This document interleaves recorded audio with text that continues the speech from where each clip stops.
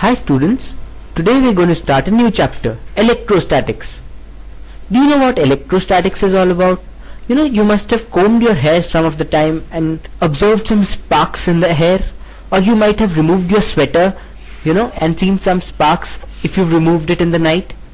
Those small light sources are called charges. So we're going to study all about these charges in this chapter.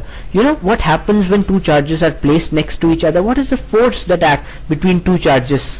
What is the magnitude of charges we generally observe in the laboratory? Like, we're going to play with all these charges in this chapter. Let's proceed. What happens when two charges interact? First of all, let's get down to the basics. What on earth is a charge?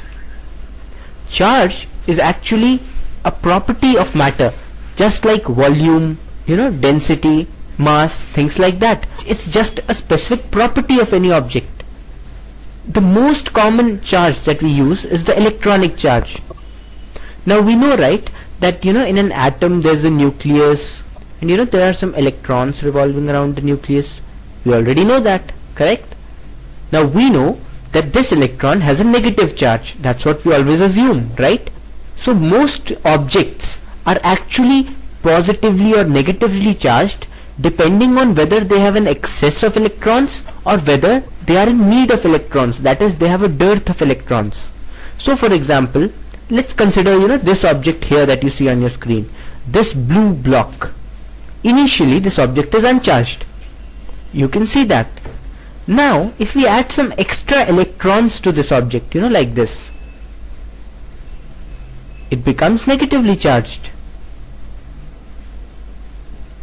Now if we keep removing these electrons, one by one, we remove all these electrons and then we remove some more electrons, like this,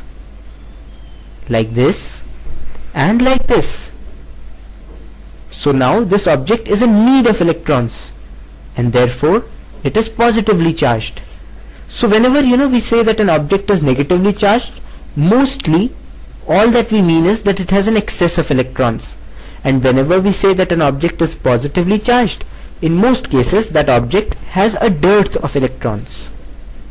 So that was the basis of charge. All charges have certain important properties. Learning about these properties will help us understand charges even better. Wow, such colorful properties. 1, 2, 3, 4. Charges have 4 properties. Let's take a look at each of these circles one by one. The first property is that charges can only be of two types, positive or negative, and that's it. The charge on an electron is a negative charge. The charge on a proton is a positive charge. The charge on a body which has some electrons less is a positive charge. So overall there are only two types of charges. The second property is even more interesting. It says that the net charge in an isolated system is always conserved. What that means is, if you put this electron in this box, no electrons will be created on their own. No electrons will be destroyed on their own. This box will always have exactly one electron. So if you take absolutely any system on this earth, unless you add an extra charge into the system, from outside, no charge can be created or destroyed. The third property is even more interesting. It reflects the invariancy of a charge. What that means is that no matter what frame of reference you use, the value of charge remains the same. So for example, you have this electron lying on the ground and you have this scooter passing like this. Now a man on the ground will observe a charge of magnitude E equal to electronic charge. A man on the scooter will also observe the same magnitude of charge, E. He will not observe any different magnitude of charge simply because he is moving or simply because his frame of reference is the scooter. That is what I mean when I say that charge is invariant. Its value is independent of the frame of reference. Another property of charge is that charge is quantized. What this means is that all the charge on this earth can only be a multiple of the electronic charge. So for example, any value of charge must either be E or 2E or 3E or 4E or NE, where N can be any number. It can even be 100E. The point is that there is no value of charge possible, that will be 1.5E or 2.7E. Any charge that we use must always be N times E, where N is an integer. Now what is the value of this E, the electronic charge? The value of electronic charge is this expression. E is 1.6 into 10 raised to minus 19 coulombs. I forgot to tell you, charge is always measured in coulombs, and the symbol for a coulomb is C. Let me write it down for you here. Coulombs is the unit of charge, and the symbol is C. You must remember this value of electronic charge, 1.6 into 10 raised to minus 19 coulombs. Coulomb in general is a very large quantity. So 1 coulomb charge is a very great amount of charge. Generally in our experiments and even in our problems, we use charge values of millicoulombs and microcoulombs. So those were the properties of charges. Let's now proceed and learn what a point charge is. Well, this thing you see on your screen is a point charge. A point charge is any charge which has two simple properties. It must be an extremely small charge and it must be spherically symmetric. If it satisfies these two properties, we'll use it in our problems as a point charge. When I say spherically symmetric, I mean that inside this point, the charge must be the same in all directions. For example, you can't have a point charge which is shaped like this, because then there will be charge here, charge here, charge here, charge here, charge here, but the charge won't be evenly distributed in all directions. What about the charge here? Won't it be lesser or greater than the other charge? So the charge has to be spherically symmetric in a point charge. Now let us study the law which governs interaction between two point charges. It's called the Coulomb's law.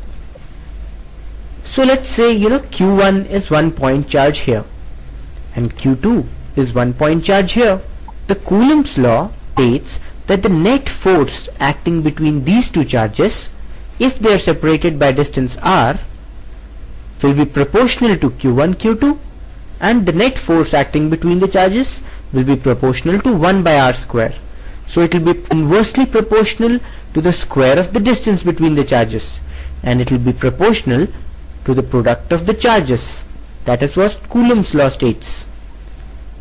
Now if F is proportional to Q1 Q2 and it is proportional to 1 by r square, we can say that F is K into Q1 Q2 by r square, where K is a constant, isn't it? When this experiment was actually conducted in the laboratory, scientists found out that the value of K comes out to be 9 into 10 raised to 9 Newton meter square per coulomb square. So the net force acting between two charges will be F equal to K Q1 Q2 by r square. What do I mean when I say net force between two charges? This means that if Q1 and Q2 are placed in vacuum, then this is the force that Q2 will exert on the charge particle Q1. So Q2 will exert a force of K Q1 Q2 by r square on Q1. Similarly, Q1 will exert a force of K Q1 Q2 by r square on Q2. Understood? Now let's learn a bit more about this constant K here. K is represented by this expression, 1 by 4 pi epsilon naught. Epsilon naught is called absolute electrical permittivity. The value of epsilon naught is 8.9 into 10 raised to minus 12 ampere seconds per voltmeter. Now you might say, why are we putting K equal to 1 by 4 pi epsilon naught? Isn't it? Like, what's the use? You learn about the use as you go on and study more in physics. But right now, towards the end of this chapter, I'll tell you more about epsilon naught and what it physically represents. For now, do remember that it's called absolute electrical permittivity, and 1 by 4 epsilon naught is K. Now K is 1 by 4 pi epsilon naught only in vacuum, because epsilon naught is the electrical permittivity of vacuum. In any other medium apart from vacuum, K will be 1 by 4 pi epsilon, where epsilon is the electrical permittivity of the medium. So the electrical permittivity in vacuum is epsilon naught, and epsilon is the electrical permittivity of the medium. Again, as I just said, we learn more about epsilon and epsilon naught towards the end of this chapter. So let's now come back to the Coulomb's force that we just discussed. We had talked, about the magnitude of the force. It was equal to K Q1 Q2 by R square. But what's the direction of the force? Is it towards charge Q1? Is it towards charge Q2? You see, the formula that we used, F equal to K Q1 Q2 by R square, was the scalar form of the Coulomb's law. This means that this formula does not tell us, the final direction of the force acting on the charges Q1 or Q2. You will have to calculate the direction yourself. We know that two positive charges repel each other like this, and a positive and a negative charge attract each other like this. So whenever you apply this scalar form of Coulomb's law, you will have to determine the direction of the force yourself by using simple logic. For example, let's say you have a positive charge Q1 here and a positive charge Q2 here. So the net force on Q1 because of Q2 will be F equal to K Q1 Q2 by R square. However, this force will be in the direction away from Q2, that is in this direction away from Q2. This is the direction in which the force will act. Why? Because since both these charges are positive, Q2 will repel Q1. So the net force will be K Q1 Q2 by R square in this direction away from Q2. Now consider the charges plus Q1 and minus Q2. In this case also, the net force acting on Q1 will be K Q1 Q2 by R square. However, this force will be towards Q2 like this, K Q1 Q2 by R square. This is because minus Q2 being a negative charge will attract Q1. Similarly, the force on minus Q2 because of plus Q1 will also be K Q1 Q2 by R square in the direction of Q1 like this. So did you understand how to apply the scalar form of the Coulomb's law? It's very simple.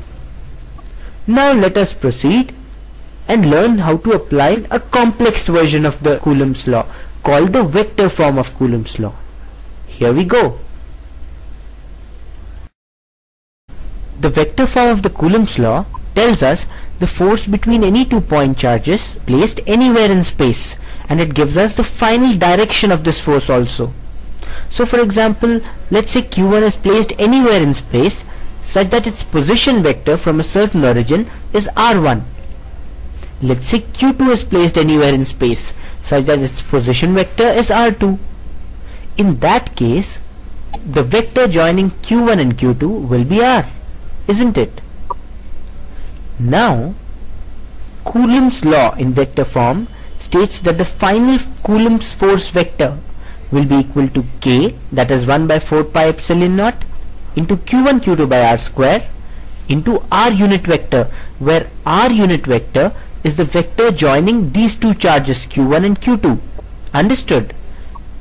We can further simplify this formula and replace R unit vector here by R vector divided by the modulus of R vector, isn't it? When we do that, we get this particular expression. So the net force acting on Q1 and on Q2 is K Q1 Q2 divided by R cube into R vector, where R vector is the vector joining the two charges in three-dimensional space. Now what will be the direction of this R vector? That's an interesting question.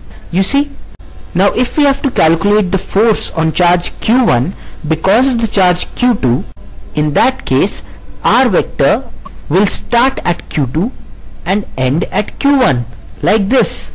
However, if you have to calculate the force on Q2 because of the charge Q1, then R vector will start at Q1 and end at Q2 like this.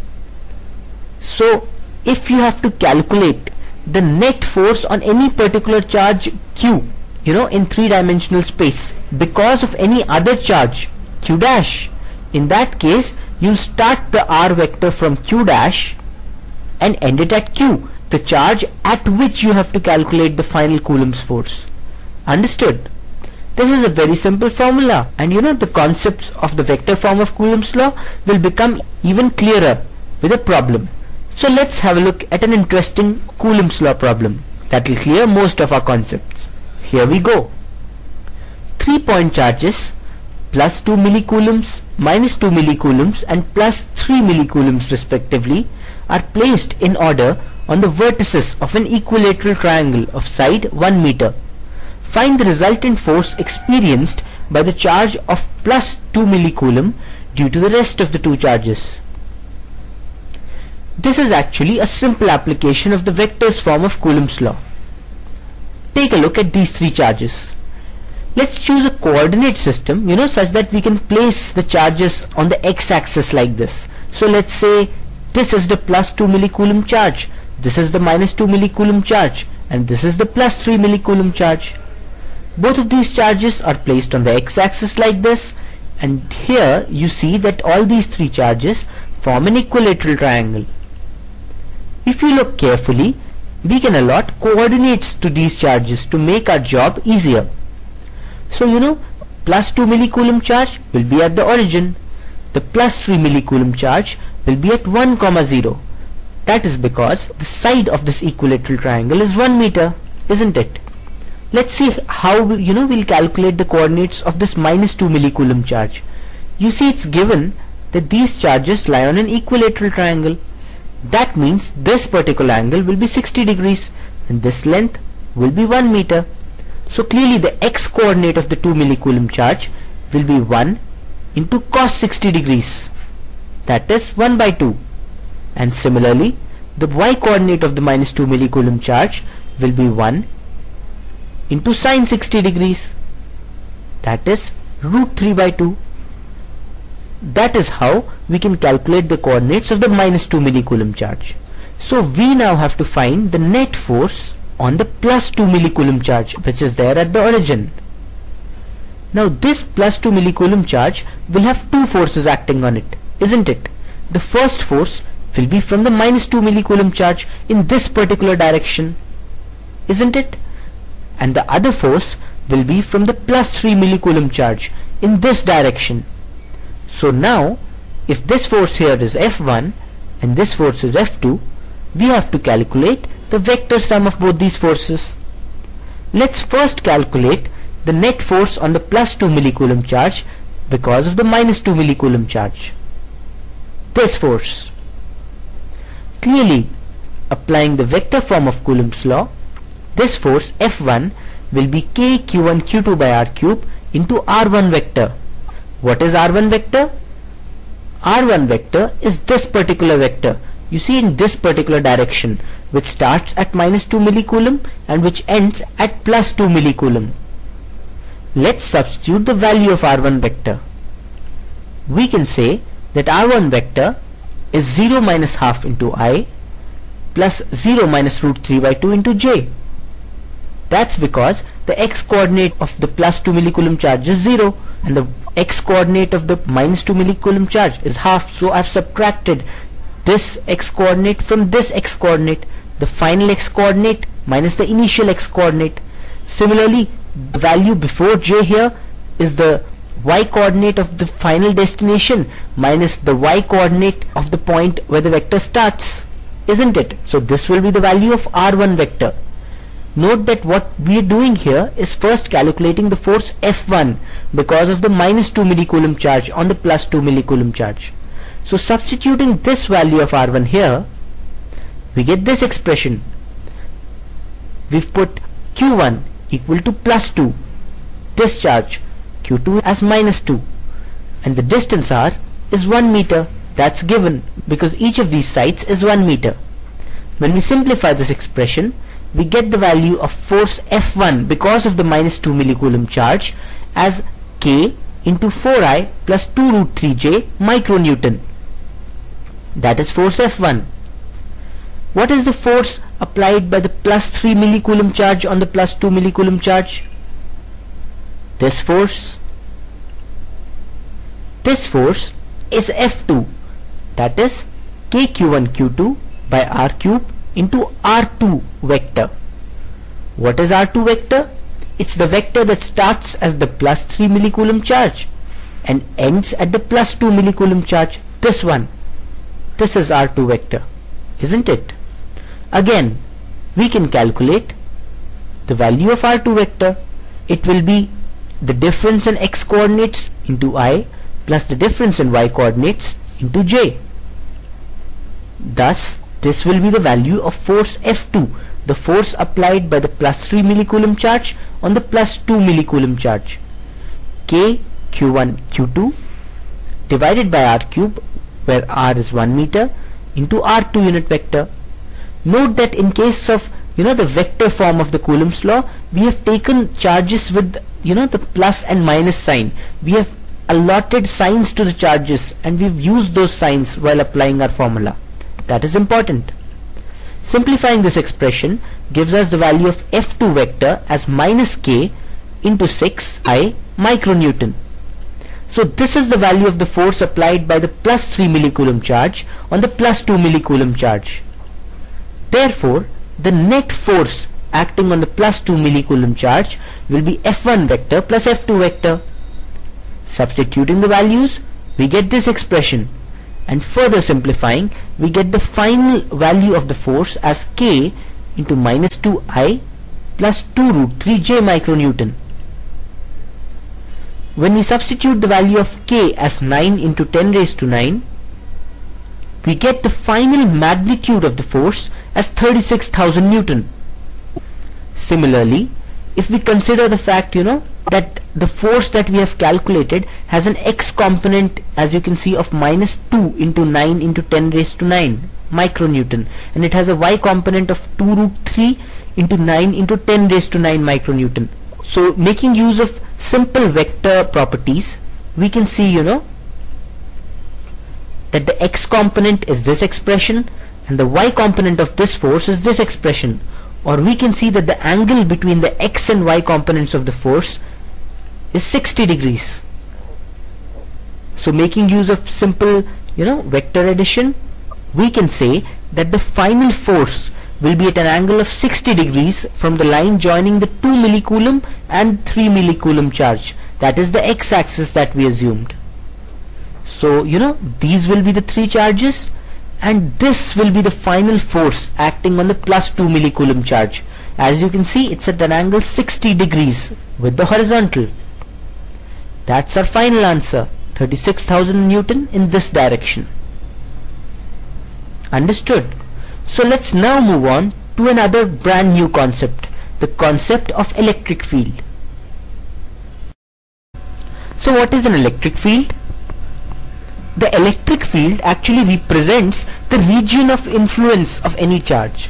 So for example, if we take this point charge Q, the area which will be affected because of this point charge Q, the electric field is related to that concept. What will be the effect of this point charge Q on its surrounding? The region of influence of a charged particle in which some other charged particle feels the Coulombic force is related to the electric field. So for example, if this is charge Q1, the electric field of the charge Q1 will actually influence any other charged particle that is brought into the electric field of charge Q1. Say I bring Q2 into the area of influence of Q1, then a force equal to Q2E will act on the charge Q2. If I bring a charge Q3 into the area of influence of Q1, then a force equal to Q3E will act on this charge Q3. If I bring a charge Q4 and place it here, then a Coulombic force Q4E will act on this charge Q4. So basically the effect that Q1 will have on any other electric charge is called the electric field of the charge Q1. as we go on, and understand more about the electric field, you'll get a grasp of this concept. So we can even try to calculate the electric field right away. As I said, if a particle Q2 is brought into the electric field of Q1, a force Q2E will act on this particle Q2. But we already know that the net force that will act on this charged particle Q2 will be KQ1Q2 by R square. That's the Coulomb's law, isn't it? And therefore, since KQ1Q2 by R square will be equal to Q2E, the electric field due to a point charge is given by the expression KQ by R square. So this will be the influence of this charge Q on its surroundings. In fact, in general, if the force on any charge Q at any particular point is F, then the electric field at that point will be F by Q. This is a standard concept and you must remember it. Let's explore the concept of electric field a bit more. As you can see, all these arrows are coming out of the charge Q1, and as you move away from Q1, the electric field of the charge Q1 keeps on decreasing. That's because the electric field of any charge Q1 is KQ1 by R square, and R is the distance, from the charge Q1. So as you keep on increasing the distance from charge Q1, the influence of charge Q1 keeps on decreasing, or the electric field due to charge Q1 keeps on decreasing. So if I now place any particle here, here, in that case, a particle that is placed closer to Q1 will have a higher force acting on it. A particle that's placed away from Q1 here will have a lesser force acting on it, because the electric field or the influence of charge Q1 is decreasing as I increase the distance R. So as you can see, KQ1 by R square decreases in the direction of these arrows. The influence of the charge decreases in the direction of these arrows. And as I take a charge Q2 away from Q1, lesser and lesser force keeps acting on this charge Q2, because the electric field constantly keeps on decreasing with increase in R. The electric field is a vector quantity. Till now I told you that the electric field due to a point charge is KQ by R square. But what is the direction of the electric field? Because if it's a vector quantity, it must have a certain direction. The direction of force on a positive charge that is placed in the electric field gives us the direction of the electric field.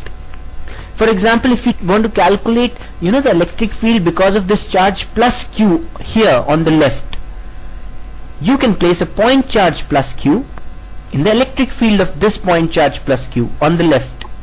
So now the net electric force acting on this plus Q on the right, this one, the net force on this charge, that will give us the direction of the electric field of this charge plus Q on the left. Now we know that the Coulomb's force will act towards the right on this charge plus Q that has been brought into the electric field of the charge on the left. That's because these two charges will repel each other, so the force on this charge will be towards the right. So that will be the direction of the electric field. In fact, in general, you can always remember that the electric field because of a point charge will always be away from it, like this. This will be the direction of the electric field, and as I already said, the electric field will also keep on decreasing in this particular direction.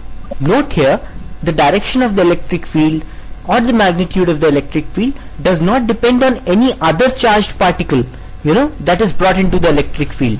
Because we are talking about the electric field of this charged particle plus Q on the left here. So even if we change the charged particle on the right and make it minus Q, even if we bring the charge minus Q in the electric field of the left particle, even then the direction of the electric field and its magnitude will remain the same. That's because the electric field depends only on the source of the field. Now since we're talking about the electric field of the left charge plus Q, that's all that the electric field of this charge will depend on. It will only depend on this charge plus Q. Understood? One thing you must note, however, is that all the concepts that we discussed till now, the direction of the electric field, the direction in which the electric field decreases for a point charge, all those concepts were for a positive point charge. In the case of a negative point charge, all the concepts get completely inverted. So in the case of a negative point charge, the electric field is directed inwards towards the negative point charge. This is important and you must understand it. Let's now move on and study the variation of the electric field of a positive point charge graphically.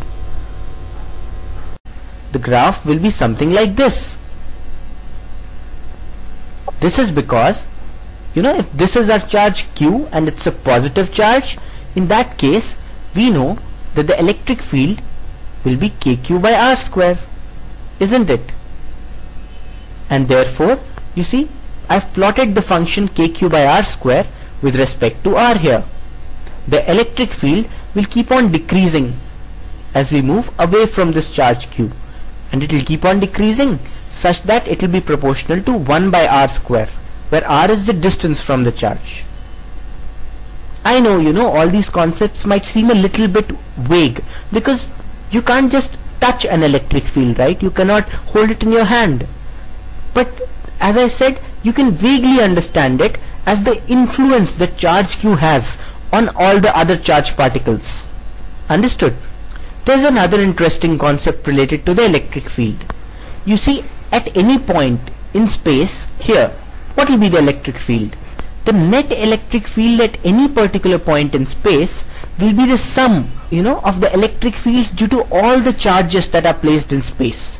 So for example, if I have a charge Q1 here, Q2 here, Q3 here, and each of them has an electric field E3, E2, E1, which varies with distance, then at this particular point E, the net electric field will be E equal to E1 plus E2 plus E3 at this particular point.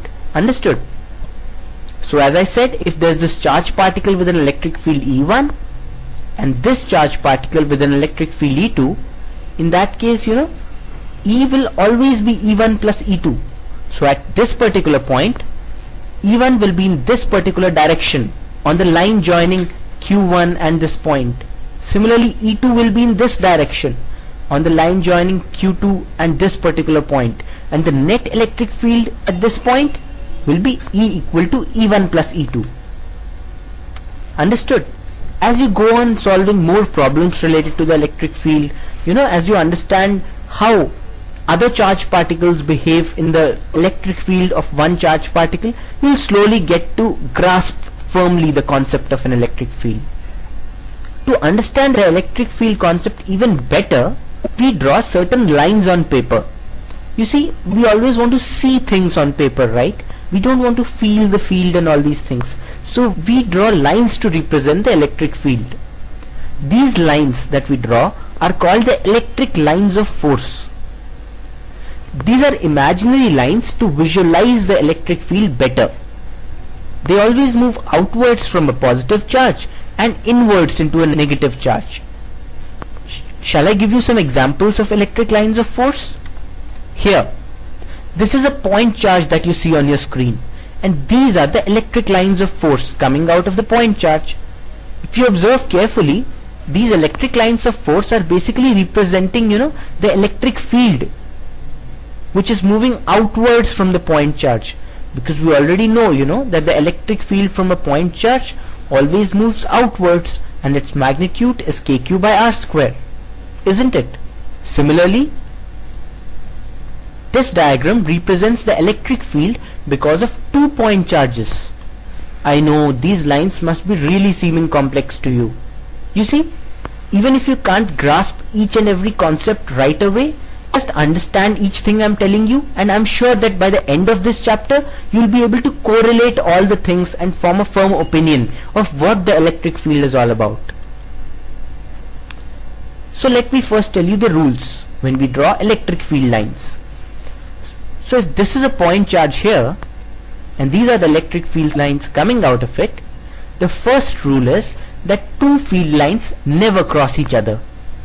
So as you can see, there are so many field lines coming out of this point charge, but none of them cross each other.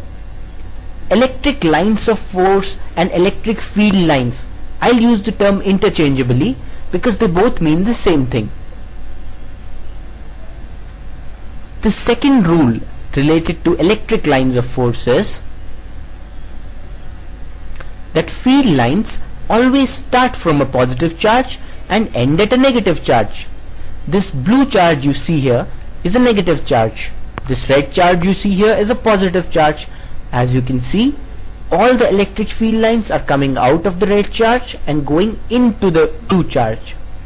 So this is an important point that you must remember. The third concept is that the higher the electric field, the higher the number of electric field lines. Now this is a concept that you can understand easily. Why? Have a look at this particular area. You see that there are so many electric field lines here, right? Have a look at this particular circle.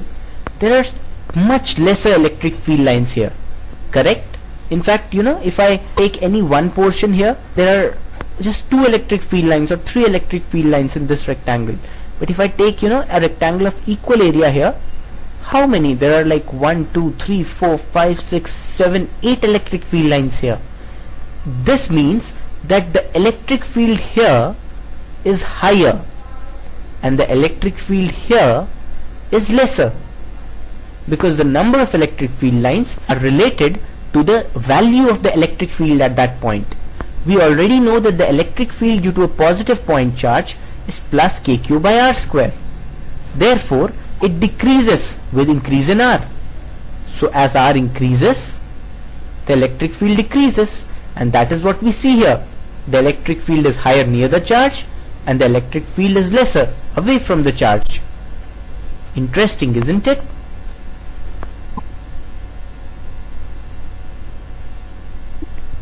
Another concept related to electric field lines is that the number of field lines from a charge are proportional to the charge. What this means is that if our charge is say 1 millicoulomb, this is how the field lines from it will be. And let's say our charge is 4 millicoulomb, then you can see that the number of field lines have increased by 4. Less field lines, more field lines as the value of the charge has increased. You must remember, of course, that this electric field lines is a concept that we have developed to understand and visualize the electric field better. There don't really exist such lines in space, so this is an imaginary concept. Another interesting fact you must remember is that the direction of the field line at a point represents the direction of electric field at that point. So for example, if the field lines are like this, that means that the electric field here at this point is in this direction. The electric field at this point is in this direction. The electric field at this point is in this direction. Understood? So this is again important to remember. Another way of stating this fact is that if you look at electric field lines, you can actually calculate the net force on any particle placed at that point. So for example, if I place a particle here of charge q, what will be the force on this particle? The net force on this particle will be the electric field at this point into q, correct? And what will be the direction of force? It will be like this if q is positively charged, and it will be like this opposite to the direction of the electric field if the particle is negatively charged. Understood? So if I place a particle here of say plus 2 millicoulombs charge, then the net electric force experienced by this plus 2 millicoulomb charge will be in this direction. And similarly, if I place a minus 2 millicoulomb charge here, then the net electric force experienced by this charged particle will be in this direction, opposite to the direction of the field line.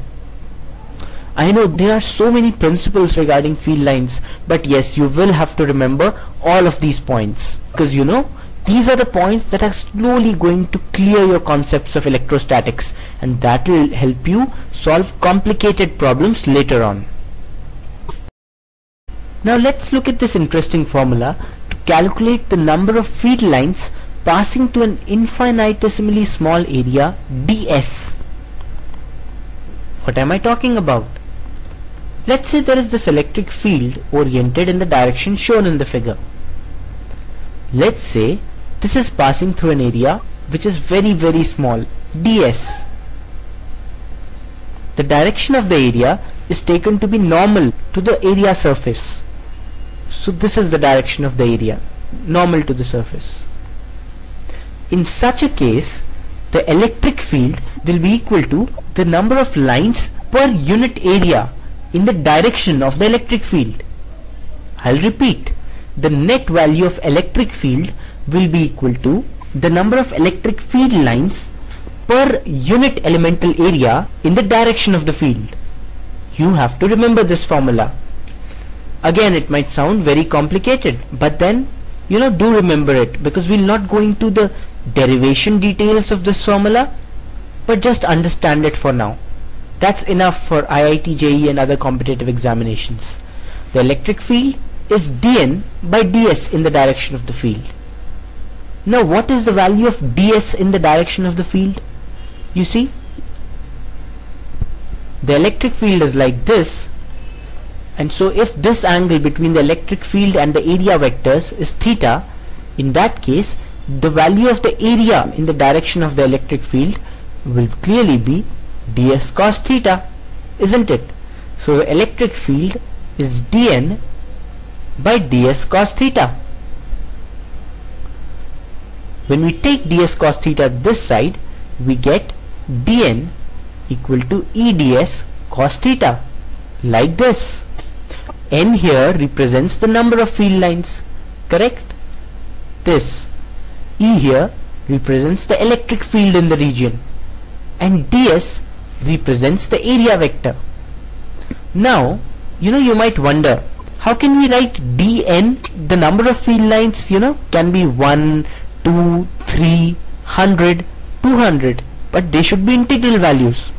How can we write dN, like how can we take an element of an integral number?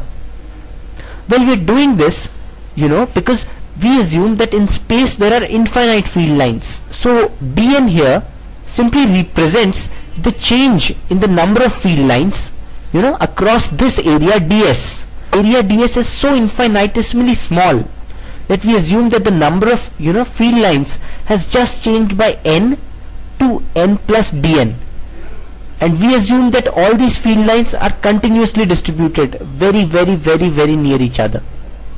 So the net change in the number of field lines is taken to be dN here.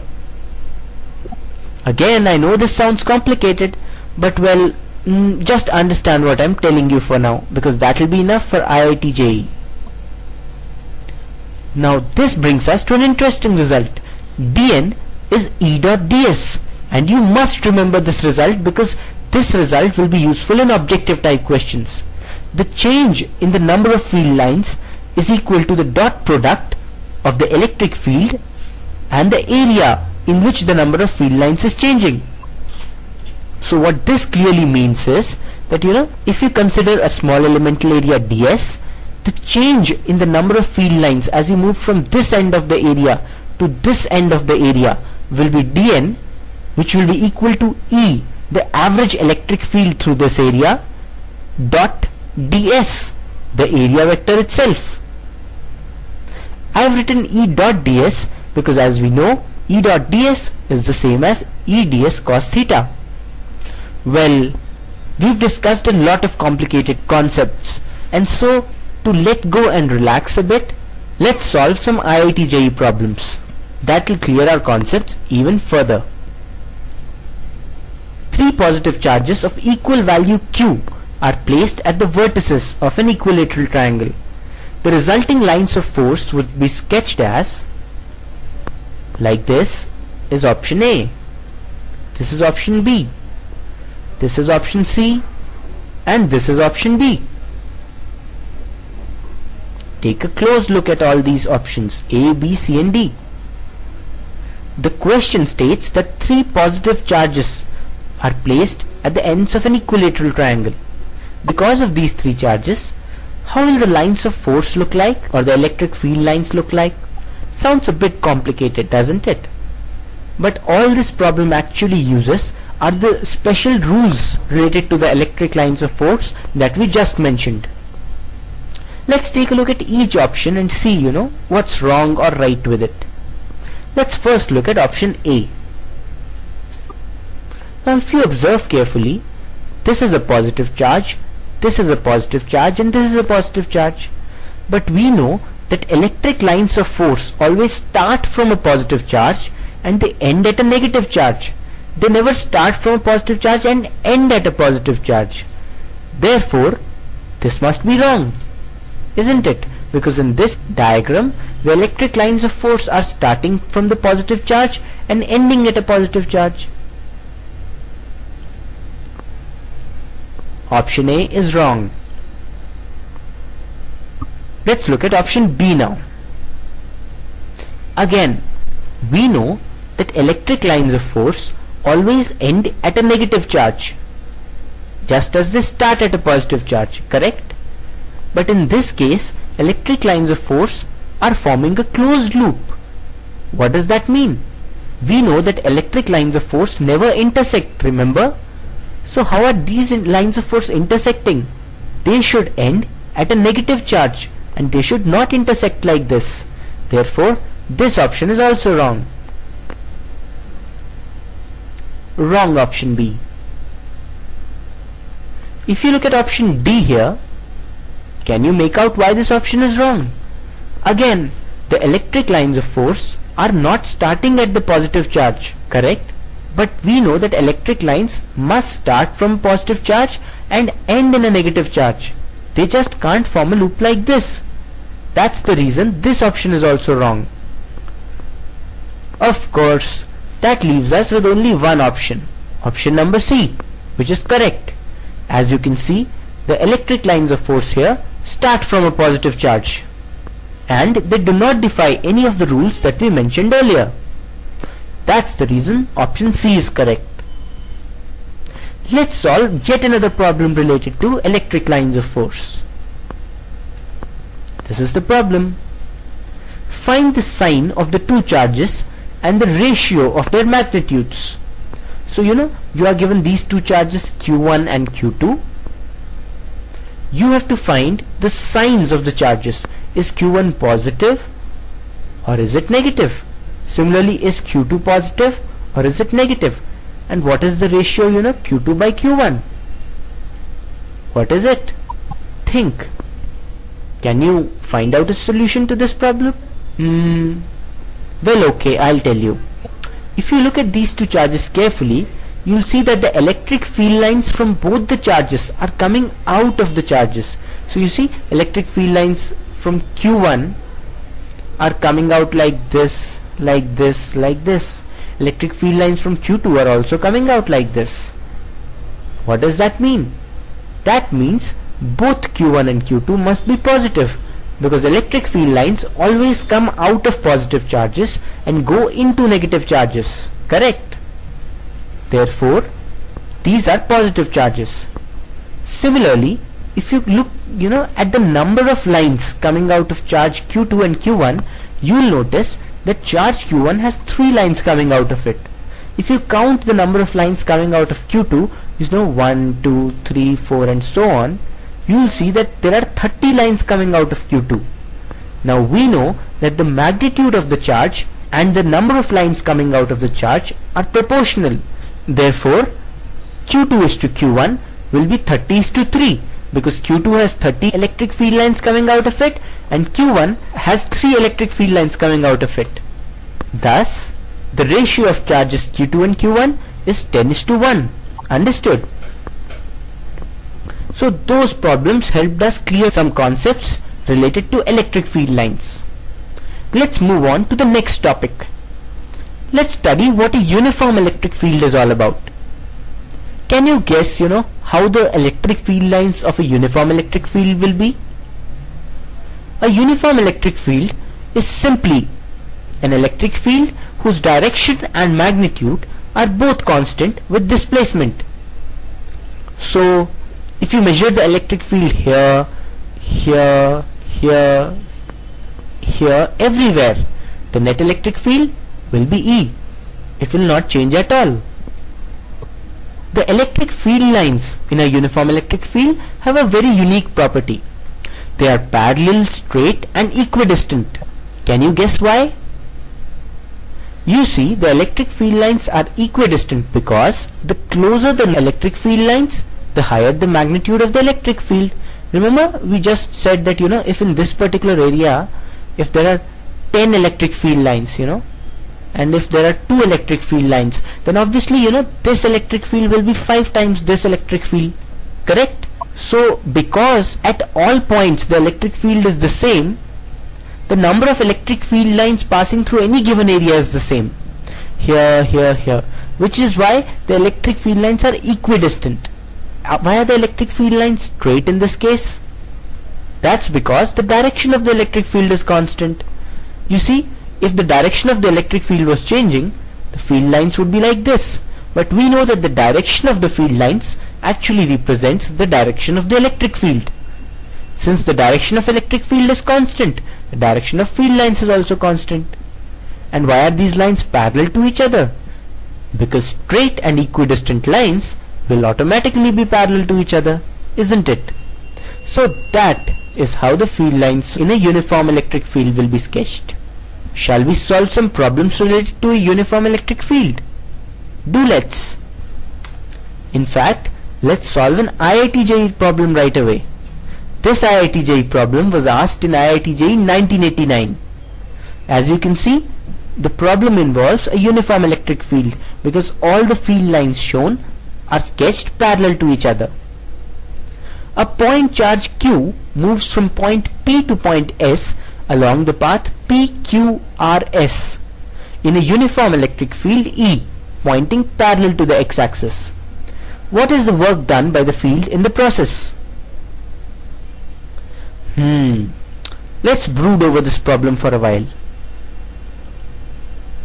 So as you can see, a charge is taken from P to Q, from Q to R, and from R to S.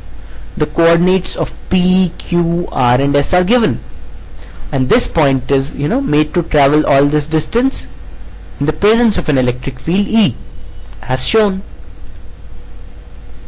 We have to calculate the net work done by the electric field. Now we know that the net work done on this charge will clearly be the net force that is acting on this charge, this charge Q which is traveling from P to Q, Q to R and R to S, and the displacement of the charge, correct? There's no doubt about it. We read about this formula F dot D in the chapter Work and Energy. So what is the net force acting on the charge Q in this case? Well, if the net electric field is E, we know that the net force acting on the charge will be QE, isn't it? And since the electric field is in this particular direction, the net force acting on the charge will be QE into I unit vector all throughout, isn't it? What will be the net displacement of the charge? Well, the charge was at P initially and it has finally come out at S. Therefore, the net displacement of the charge will simply be the PS vector, isn't it? We will not care about what path the charge has traveled, because when we calculate work we look at the net displacement. So in this case the work done will clearly be QE into I dot PS vector. There's no doubt about it, is there? Hence F is QE into I. Displacement vector D is the position vector of point S minus the position vector of point P. So work done is QE into I dot RS minus RP vector. Now we already know that the position vector of point S is 0I plus 0J plus 0K. After all, S is the origin. We also know that the position vector of point P is AI plus BJ plus 0K. When we substitute the value of this position vector here, and when we substitute the value of the force here, we get the final work done by the electric field as minus AEQ. And that is the final answer. So you saw that this IIT JEE problem simply involved simple concepts of work combined with the concept of an electric field. So are you geared up to solve yet another problem? Let's proceed. This problem is an easy one, and I think you should be able to attempt it by yourself without me even suggesting the solution. There's this electron, placed here. It has a mass m, it has a velocity ve.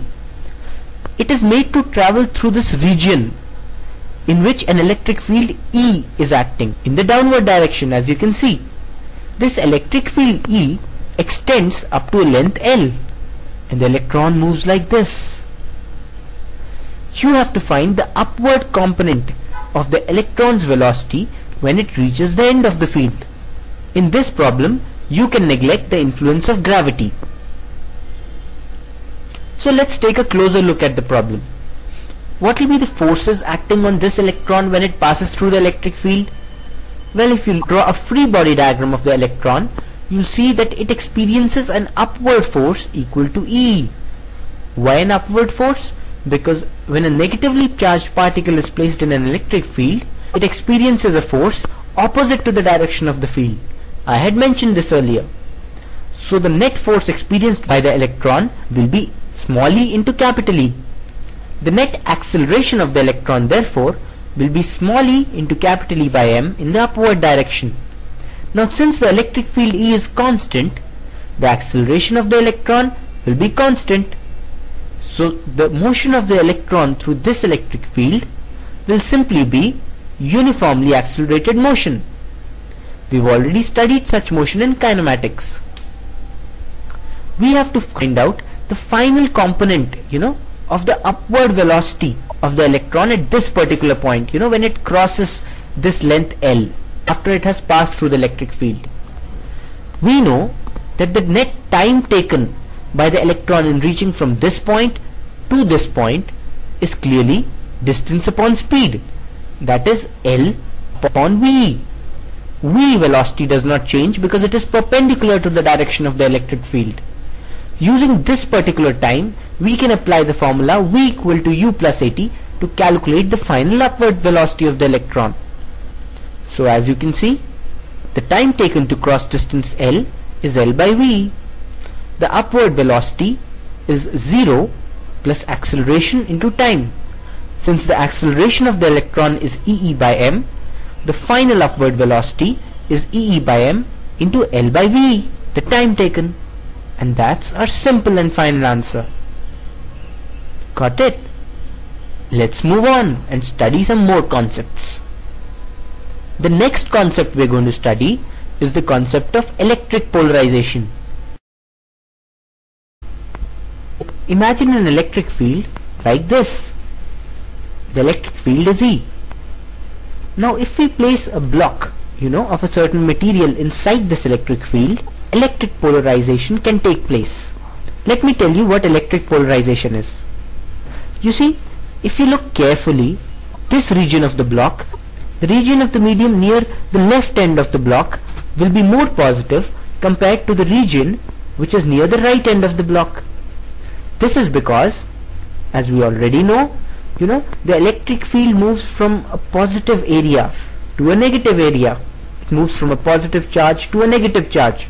So as you go along the direction of the electric field, you move from a more positively charged area to a less negatively charged area. So definitely this area will be more positive and this area will be less positive. Again, if that is so, the electrons which are there inside this block will actually move towards the left.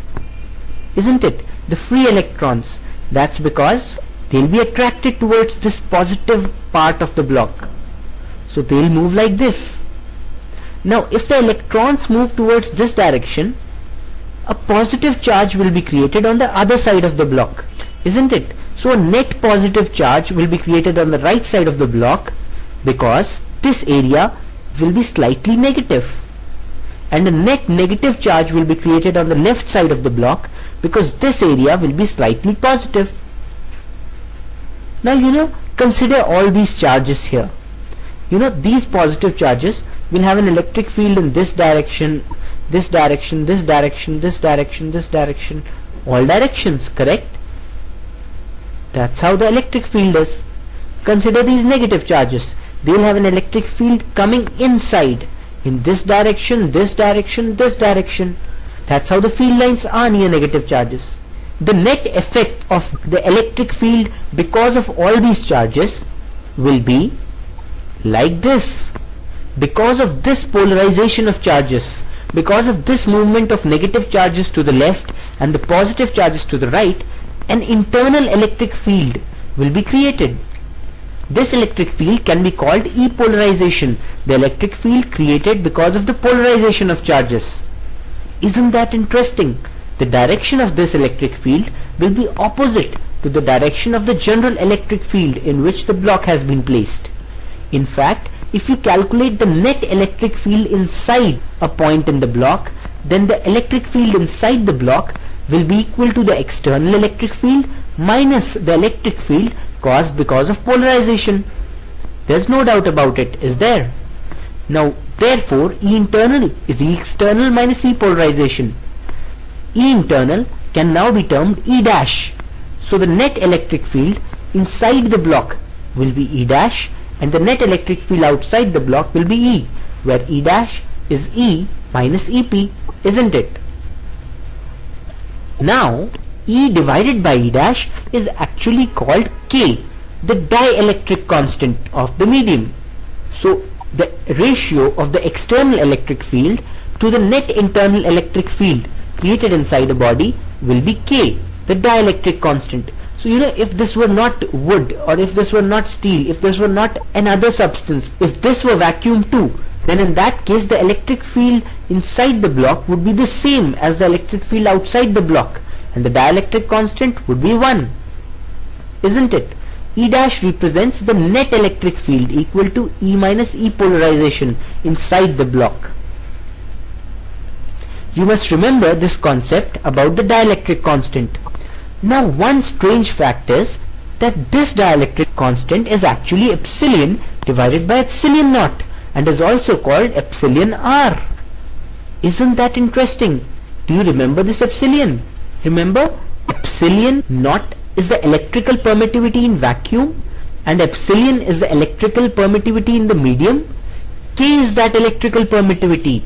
K is epsilon divided by epsilon naught, and is also referred to as the relative permittivity of the medium. So relative permittivity and dielectric constant are one and the same. Again, you need not understand the core concepts in this case because they are slightly beyond our course. However, do remember that this epsilon naught here is the same, as the epsilon naught here in the expression 1 by 4 pi epsilon naught, where capital K was equal to 1 by 4 pi epsilon naught. And this epsilon here is the same, when we said K dash is 1 by 4 pi epsilon. So you must remember that epsilon divided by epsilon naught, the electrical permittivity in the medium divided by electrical permittivity in vacuum, is equal to the dielectric constant, which is the same as relative permittivity. You can have small numerical problems, objective type questions in IIT, JEE and other competitive examinations related to this concept. For now, this will be enough. Let's move on to the next section of the chapter, electrostatics.